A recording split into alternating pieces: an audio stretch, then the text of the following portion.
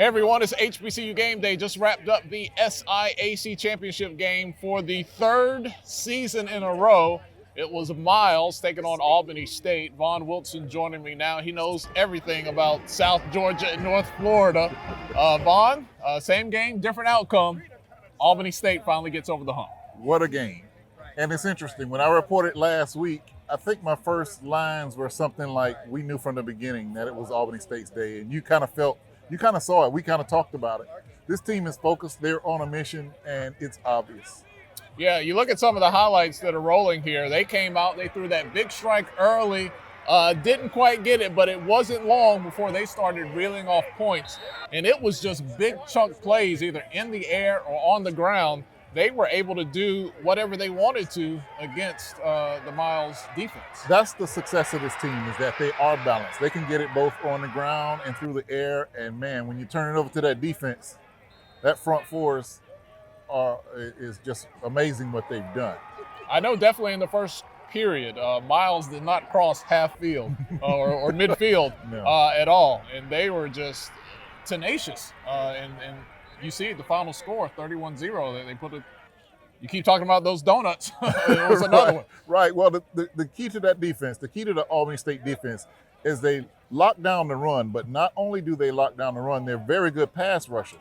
So you run a couple of downs trying to run, get plays, and then you drop back and you get a sack. You got Stephon Pierre, who is amazing, and freshman Malik Barnes. You've got some amazing people on the ends. So a combination of middle and the end make this Albany State team very tough to score on. And then when the offense is clicking, they're very hard to beat. All right, let's go to Coach G now. He was out on the field accepting the trophy on behalf of his team, and he talked about getting over the hump of Miles College. It's been such a long effort from our players, and to get so close, 2 years in a row. I'm not going to lie, I'm a transparent guy. There's been a time or two where you doubted yourself, but I think that's where you just look internally and reflect and say, how can I get better? And that's what we try to do. We made some changes offensively in our schemes and things like that, and we pushed our defense to grow. And we can't stay the same. If we're not growing, we're dying.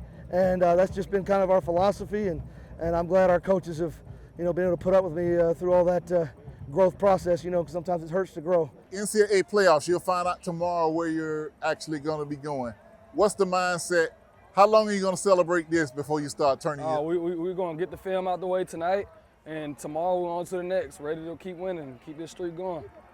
All right, so Vaughn, we hear from Coach G. We hear from some of the players there.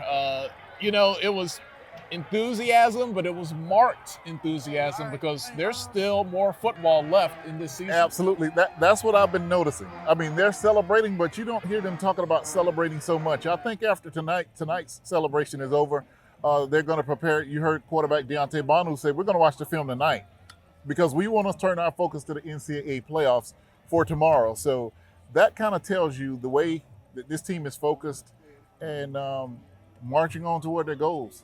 Yep, so that selection show is usually Sunday evening. So depending on when you're watching this, it might have already happened or be happening soon. We'll find out. But there's a very good chance they could host the game. Very, very well. I think the administration, the athletic director, Tony Duckworth, and the president, Dr. Frederick, they have been putting their ducks in a row to host. I think they would be a great, with their seeding, number 3 in the super region, they have a great opportunity to host that first round game. Yeah, top 4 schools host. Number 1 seed overall gets a bye, 7 teams get in. So there is a very good chance there. Vaughn, it's been a whole lot of fun, man. It is not over. It is not over. But the one thing before we go, you and I talked about this earlier in the week. I said it could be challenging for them to respond emotionally after everything that went into the Fountain City Classic, and you quickly shut that down. You said, I don't think it's going to be a problem, and today we saw it was a team on a mission. These young men, under the leadership of their head coach, they follow the lead of the head coach. He's an Alabama grad, so he knows about winning. Coach G is a guy they love playing for. I mean, they doused him probably twice, near the end of the game. I got a little bit too. That's the fun of college athletics, and you're able to teach. The lessons he's teaching through this season will last these kids a lifetime. All right, that's it from the SIAC Championship. Vaughn Wilson riding shotgun. It's Tolly Carr. I'm headed back to Atlanta. Normally it's hot in Alabama. It was a little chilly. We had to come ready to go here for this chilly weather, but a whole lot of fun. Albany State prepared to represent the SIAC in the playoffs. We'll see who it will be very soon. For Vaughn, I'm Tolly. Thank you guys so much for hanging out with us here at HBCU Game Day.